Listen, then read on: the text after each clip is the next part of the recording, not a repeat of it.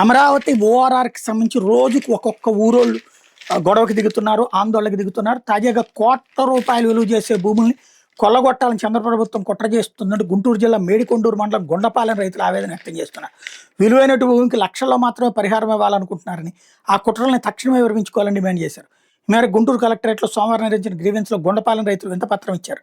Outer ring road కోసం తీసుకున్నటువంటి భూములకి అమరావతి రాజధాని రైతుల తరహాలోనే పరిహారం ఇవ్వాలని డిమాండ్ చేశారు. ప్రభుత్వ చర్యలు చూస్తున్నా మా గుండెలు ఆగేలా ఉన్నాయని వాపోయారు. ఈ సందర్భంగా పాములపాటి అప్పారావు, శైలజ, పాములపాటి శివరామకృష్ణ ఇతర రైతులు మీడియాతో మాట్లాడుతూ ₹1,00,00,000 విలువ చేసే భూమి కేవలం 30 లక్షల పరిహారం ఇచ్చి తీసుకుంటామని ప్రభుత్వ పెద్దలు చెప్పడం దుర్మార్గం అన్నారు. మా పొలాలకు ప్రస్తుత మార్కెట్ విలువకు మించి ప్యాకేజ్ ఇవ్వాలని, ఆ భూములే మా పిల్లల భవిష్యత్తుకి ధైర్యం అని, ఆ ధైర్యాన్ని దెబ్బతీసేలా చంద్రబాబు ప్రభుత్వం నిర్ణయాలు తీసుకోవడం సరైంది కాదని ఆవేదన వ్యక్తం చేశారు. టీడీపీ పాలనలో తమకు తెలియకుండానే మా పొలాలు తీసుకునేందుకు గెజిట్ నోటిఫికేషన్ విడుదల చేయడంతో తమ పరిస్థితి అగమ్యగోచరంగా మారిందని మండిపడ్డారు.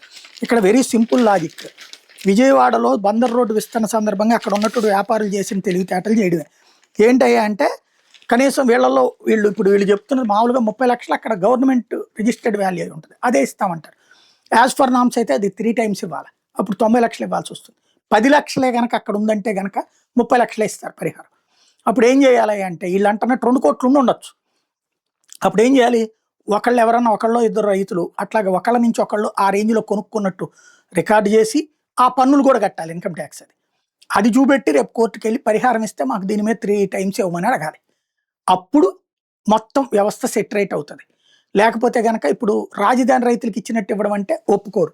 ఎందుకని, ఇది ఓఆర్ఆర్ అనేది ఔటర్ రింగ్ రోడ్ అనేటువంటి హైవేస్ అథారిటీ కడుతుంది, నేషనల్ హైవేస్ అథారిటీ.